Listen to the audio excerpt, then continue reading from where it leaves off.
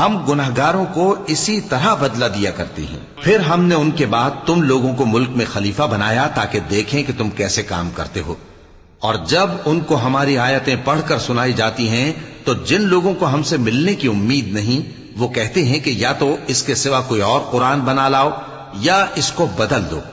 کہہ دو کہ مجھ کو اختیار نہیں ہے کہ اسے اپنی طرف سے بدل دوں، میں تو اسی حکم کا تابع ہوں جو میری طرف آتا ہے۔ اگر میں اپنے پروردگار کی نافرمانی کروں تو مجھے بڑے سخت دن کے عذاب سے خوف آتا ہے۔ یہ بھی کہہ دو کہ اگر اللہ چاہتا تو نہ میں ہی یہ کتاب تم کو پڑھ کر سناتا اور نہ وہی تمہیں اس سے واقف کرتا، پس میں اس سے پہلے تم میں ایک عمر رہا ہوں اور کبھی ایک جملہ بھی اس طرح کا نہیں کہا، بھلا تم سمجھتے نہیں؟ تو اس سے بڑھ کر ظالم کون ہوگا جو اللہ پر جھوٹ باندھے یا اس کی آیتوں کو جھٹلائے؟ بے شک گنہگار